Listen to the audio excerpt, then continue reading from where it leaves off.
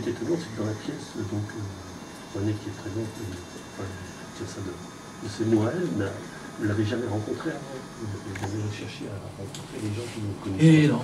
Et pourtant c'est apparemment très pertinent, très juste. On ne s'est pas rencontrés avant du tout. Dans le processus d'écriture, c'est une fois la pièce achevée. Et lorsqu'on a tenté une première lecture publique pour voir si c'était... si ça avait une audience, si ça pouvait être... si la conversion du dedans au dehors pouvait se faire, à ce moment-là, on s'est rendu compte que ça marchait. Et on s'est dit, bah là, bien sûr, la priorité, la condition, c'est bien sûr d'essayer de trouver le contact avec René, et puis de s'accorder avec elle, bien évidemment. Et c'est seulement après le processus d'écriture qu'on a eu le bonheur d'associer à une rencontre artistique une découverte humaine. Est-ce que vous avez eu votre mot à dire sur le choix du metteur en scène ou des comédiens? Comment vous l'avez trouvé, enfin, tout ça, quoi, bah, moi, j'ai vraiment je suis très attaché à mon incompétence. Ça, je fais très attention à ça. Je ne sais pas faire grand-chose, mais je ne veux surtout pas sursoir à la place des autres quand ils savent faire quelque chose. Donc, je me suis vraiment cantonné dans mon espace, qui est l'espace de l'écriture. Et ensuite, lorsque se sont présentés à moi et le metteur en scène et les acteurs, je pouvais être que ravi. Et je n'ai fait que laisser carte blanche et être ébloui de jour en jour par l'alchimie qui se réalisait. Très bon ce metteur en scène. Ça reste que c'est mon patron. Je crois qu'effectivement on peut aller dans ce sens-là. Voilà, donc si vous avez des questions à poser, allez-y. Tout le monde a eu la pièce? Non. Non. Alors allez-y. Très honnêtement. Il faut nous donner l'envie, là. Oui. Et du coup, vous êtes parti de quoi sur l'écriture? Charlie Bois, vous avez écrit René un livre sur votre relation avec l'angle? Il y a rien. C'est Charlie qui a écrit. Charlie a écrit quelque Deux chose. livres. Oui. À partir des livres écrits par... Oui, et puis moi j'avais besoin de ce socle parce que il se trouve que dans mon travail de théâtre, en fait, je me documente énormément, en fait.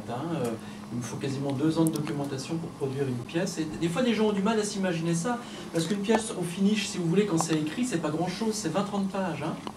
Et bien cependant, il faut vraiment rentrer dans une espèce de digestion, si vous voulez. On a besoin d'abord de fabriquer un univers, de déployer tout un imaginaire, et pour que cet imaginaire ait sa cohérence, en fait, on va se nourrir du réel. Et c'est cette nutrition du réel qui va permettre ensuite que se déploie un univers imaginaire. Donc, j'ai bien sûr, comme tu le dis René, j'ai bien sûr pris appui sur les textes qu'a écrit Charlie. Mais très peu, parce que l'idée, c'est surtout pas... Mon travail, c'était surtout de faire un travail documentaire, ou un travail complémentaire ou redondant par rapport au texte qu'avait écrit Charlie Bauer. Moi, ce que je trouvais, si vous voulez... ce que je voulais faire passer... Enfin, je sais pas si on va faire passer des trucs. Enfin, moi, ce qui m'a... comment vous dire? Ce qui m'a mis la rate au courbouillon, c'est que... Ce qui est très fort là-dedans, c'est qu'il y a une histoire d'amour. Il y a une histoire d'amour dans le huis clos du huis clos du huis clos, quoi. C'est la prison. Donc déjà, les histoires d'amour, c'est beau, mais une histoire d'amour qui est marquée au son du tragique, qui est l'espace clôturé de la prison, ça magnifie, ça pousse comme ça à l'incandescence, ce qui peut jouer dans la relation des sentiments. On est vraiment sur un creuset comme ça qui est porté à l'incandescence. Alors moi, je voulais déjà explorer ça. Au-delà de la question documentaire, je voulais vraiment faire une descente dans les cœurs ardents. Et puis s'ajoute à ça, à cette dimension qui est la dimension, disons, du sentiment porté comme ça à vif, une autre dimension, et pour moi d'ailleurs c'est tout à fait cohérent, c'est la dimension de la révolution, parce que ce qui habite aussi Charlie, et ce qui habite cette époque, c'est la rébellion, c'est la révolte, c'est l'instinct sûr de la révolte.